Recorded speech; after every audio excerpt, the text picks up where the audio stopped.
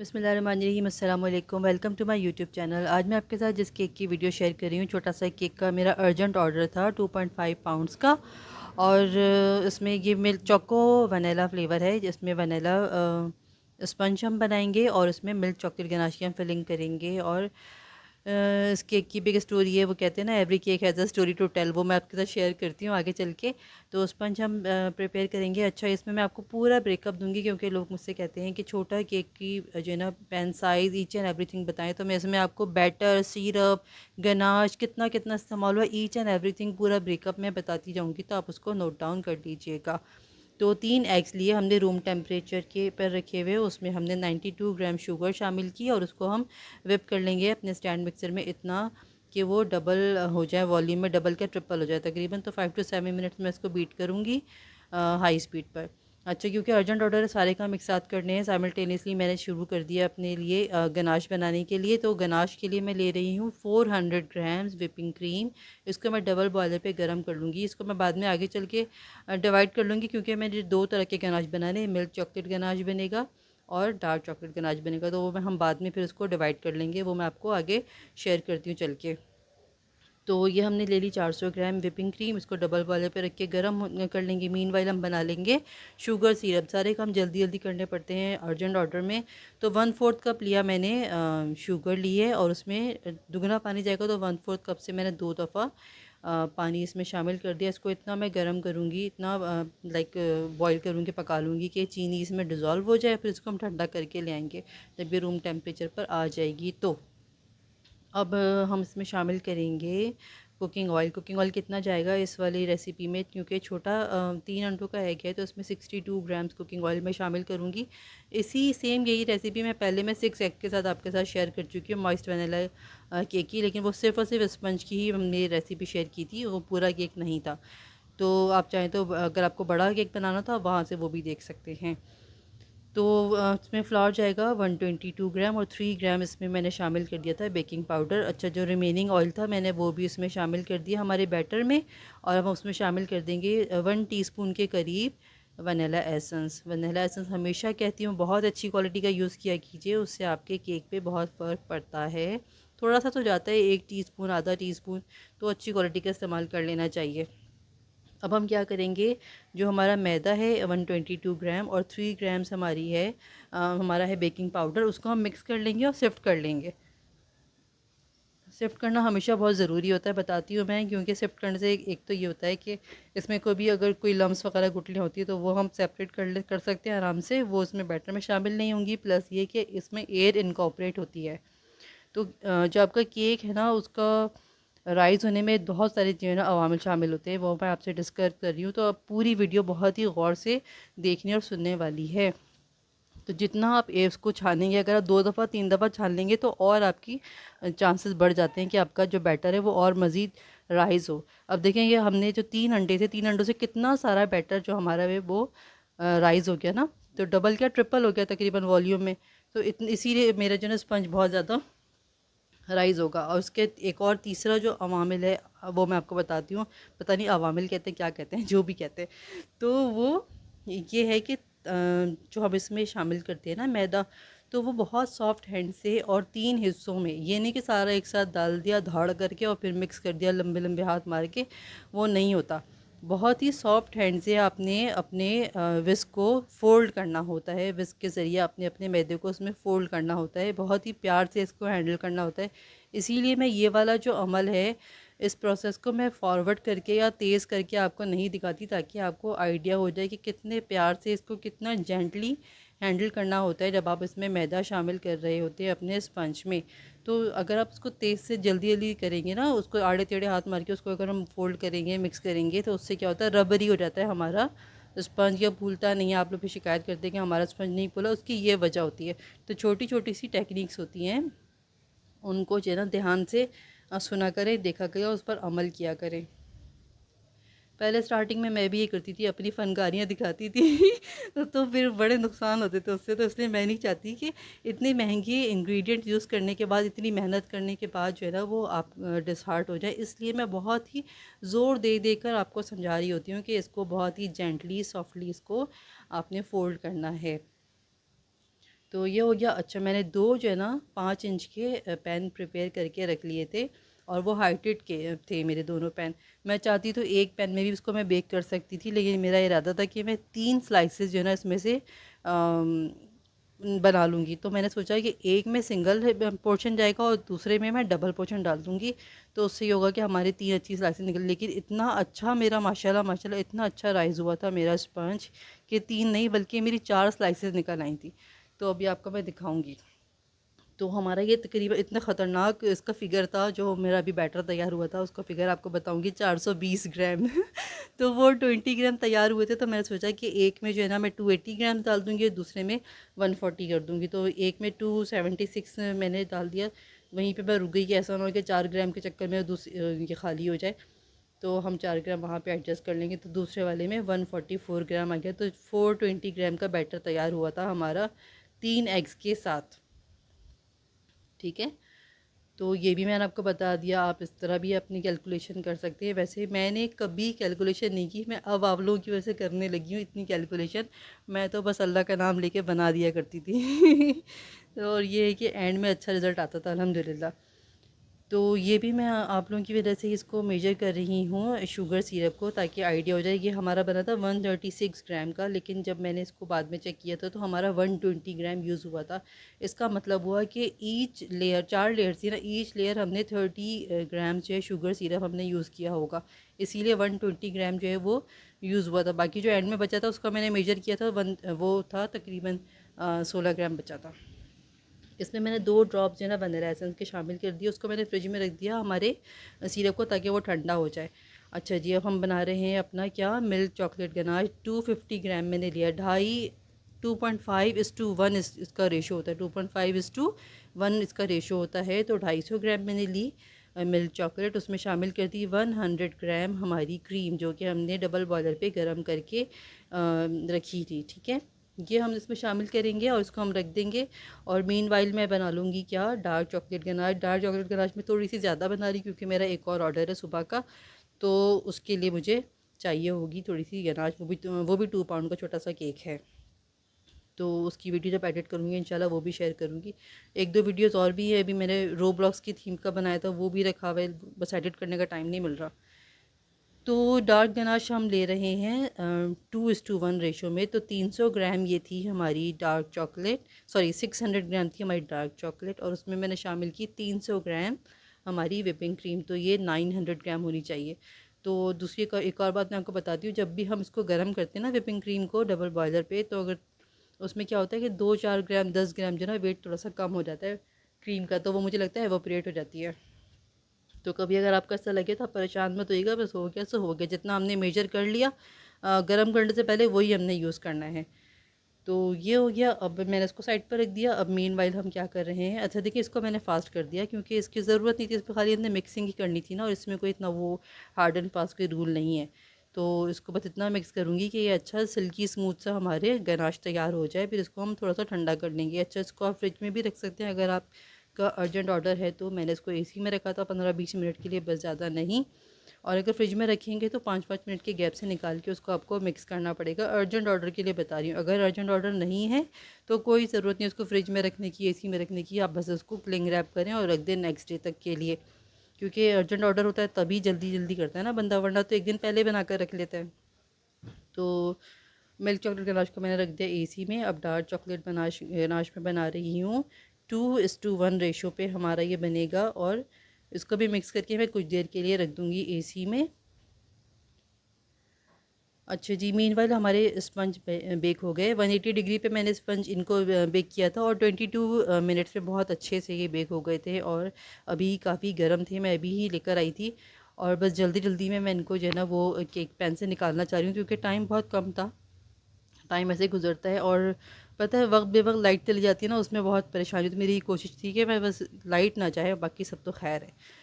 क्योंकि अनअनाउंस जो जाती है ना, वो मुझे बहुत तकलीफ़ देती है लाइट जब जाती है। तो स्केजुअल वाली तो चलो ठीक है, इंसान बर्दाश्त कर लेता है, इंसान बैकअप में भी कुछ ना कुछ उसका होता है इंतज़ाम।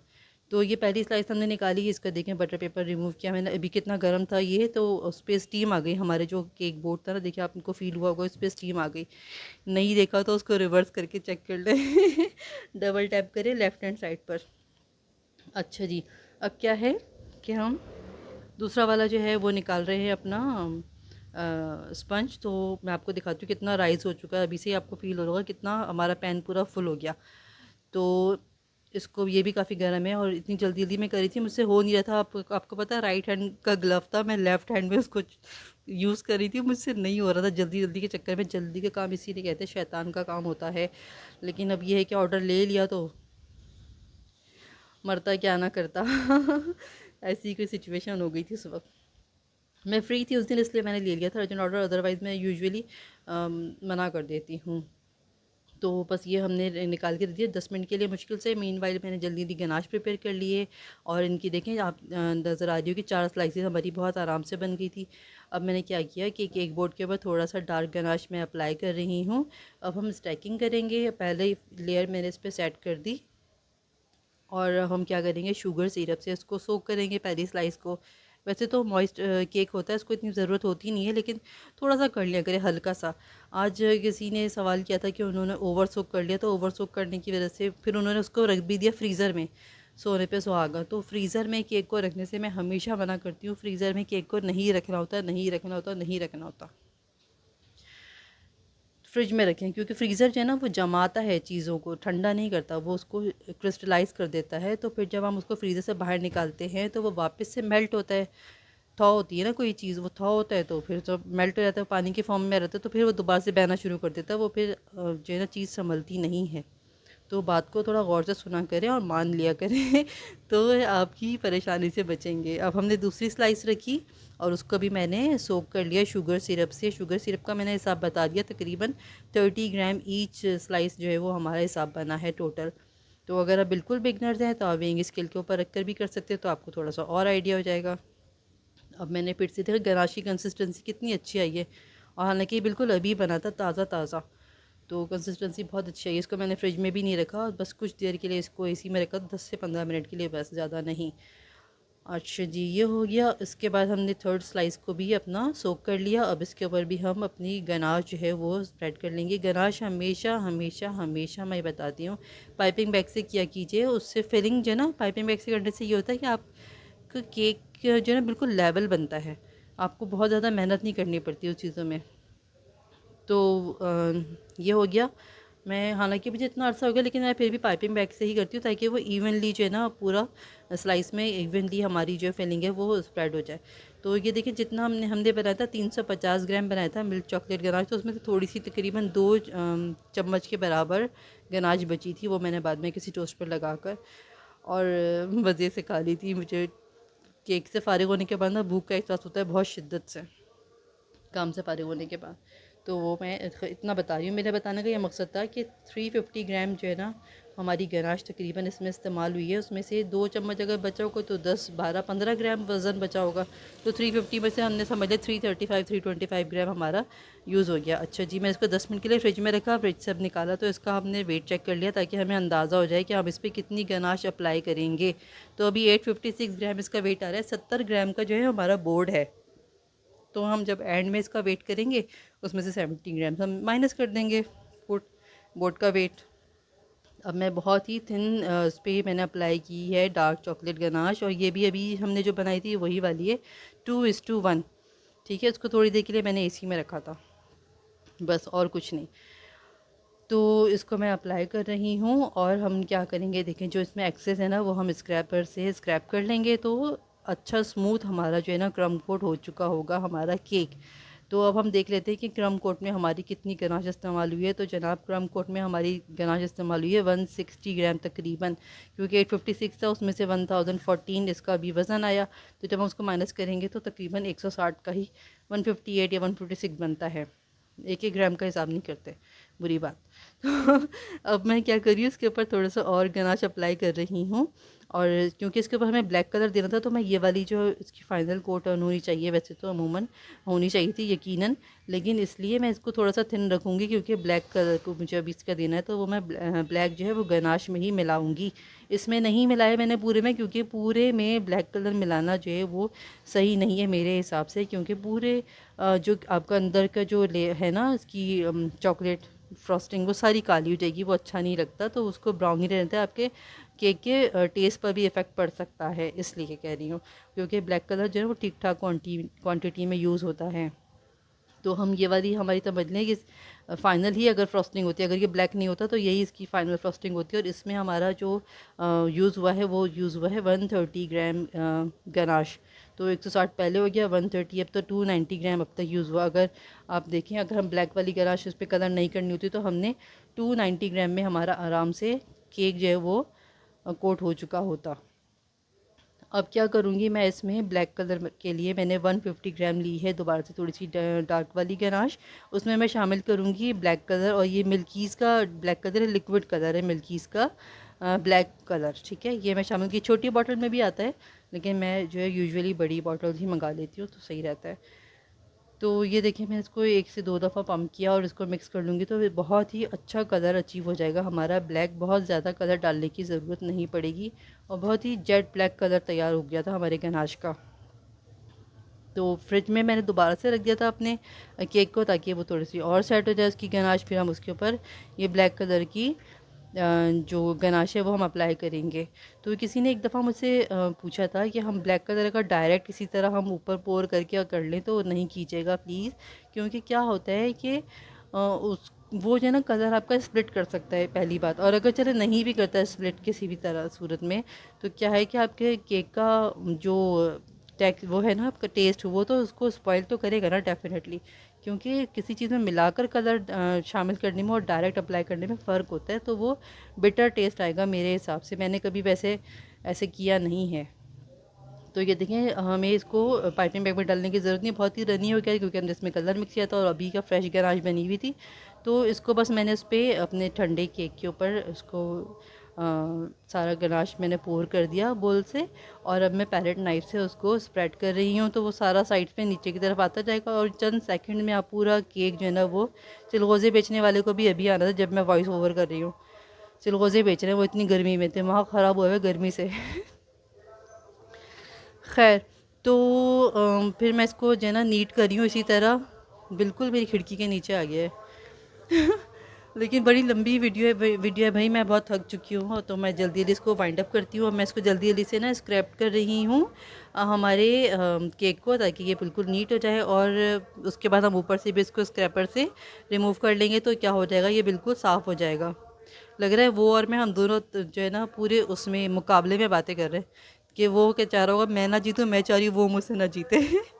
इस वीडियो से रिलेटेड अगर आपको कुछ पूछना है तो ज़रूर कमेंट सेक्शन में लिख दीजिएगा, मैं आपको उसका फ़ीडबैक दे दूँगी। अच्छा, ये फाइनल कोटिंग करने के बाद हमारा तकरीबन 100 ग्राम ही गनाश यूज़ हुआ था, तो तकरीबन 400 ग्राम गनाश इसमें यूज़ हुआ है हमारे फाइनल पूरा क्रम कोट से लेकर फाइनल कोटिंग तक। जो हमारा गनाश यूज़ हुआ है उसका वज़न है 400 ग्राम, और ये 2.5 पाउंड का केक तैयार हुआ है। तो बैटर हमारा था 420 ग्राम, शुगर सिरप हमने यूज़ किया था 125 ग्राम, और गनाश हमने फिलिंग की यूज़ की थी 235 ग्राम या 225 ग्राम, और 400 ग्राम हमारी गनाश यूज़ हुई है फ़ाइनल में। तो हिसाब कर लीजिएगा नोट करके कि कितना हमारा गनाश इसमें यूज़ हुआ है, तो आपको इसकी जो है प्राइसिंग करने में आसानी होगी। जिस जिस भी ब्रांड की, जिस क्वालिटी का आप जो है वो चॉकलेट यूज़ करते हैं, उसी हिसाब से आप उसकी कॉस्टिंग कर सकते हैं। कॉस्टिंग पे भी किसी दिन वीडियो करूँगी, लेकिन मुझे थोड़ा मुश्किल लगता है, क्योंकि सब लोग अपनी अपनी अलग अलग प्रोडक्ट्स होती हैं, उस हिसाब से करना थोड़ा सा डिफ़िकल्ट हो जाता है। तो अभी आपको केक मेरा लग रहा होगा कि ये थोड़ा सा टिल्ट है, तो ये केक मेरा बिल्कुल भी टिल्ट नहीं है। मैं पहले भी 1-2 दफ़ा बता चुकी हूँ कि ये मेरा टेबल जो है ना वो टेढ़ा मेढ़ा है। जिस इंसान से मैंने ये टेबल बनाया था उसने मुझे बहुत बुरी जो है ना उसकी टेबल बना कर दी है। मैं क्या बताऊँ आपको, मेरा दिल रोता है हर दफ़ा। इसीलिए मैं आप लोगों के साथ बोल के ना अपना दिल हल्का कर लेती हूँ। तो ये हमारे फाइनल प्रोडक्ट का वज़न आया 1248 ग्राम्स। अब देखें लाइट चली गई, कितने दुखड़े हैं मेरे अच्छा 1248 ग्राम हमारा टोटल वज़न आया था। 70 ग्राम हम माइनस कर देंगे तो बोर्ड का वज़न माइनस कर देंगे तो कितना बचा 178 ग्राम। तो 2.5 पाउंड हो गया ना। 120 या 30 ग्राम का 2.5 पाउंड होता है। ग्राम्स को अगर पाउंड में कन्वर्ट करें तो 1130 ग्राम तक का होता है। तो अल्हम्दुलिल्लाह 1178 ग्राम बन गया। ठीक है, वज़न तो हमारा कम नहीं हुआ अल्हम्दुलिल्लाह। अब हम इस पर क्या कर रही हूँ, लाइट चली गई थी और मैं इस पर क्या कर रही हूँ, मैं इस पर गोल्ड लीफ अप्लाई कर रही हूँ ब्रश से। गोल्ड लीफ अप्लाई करने का तरीका मैंने इससे पहले भी आपको जो एक वीडियो स्पेशली बनाकर वो शेयर की थी और नीचे हैप्पी बर्थडे जो भी नाम था वो लिखा। 18 की कैलेंडर इसमें चाहिए थी उनको, वो मैंने कर दी नंबर 18 की। और कुछ गोल्डन बॉल्स मैंने लगा के रखी थी, वो मैंने इस पर लगा दी। वो भी मैं किसी दिन आपसे वीडियो में शेयर करूँगी। तो उम्मीद है मेरी वीडियो आपको पसंद आई हो। अब यूपीएस ऑन हो गया और यूपीएस दोबारा से ऑफ हो गया तो ये सारी कहानियाँ हुई थी। तो फिर इंशाल्लाह किसी और वीडियो में आपसे मुलाकात होगी और इस वीडियो का फ़ीडबैक मुझे दीजिएगा। फिर इंशाल्लाह मुलाकात होगी नेक्स्ट वीडियो में। टिल देन अल्लाह हाफ़िज़।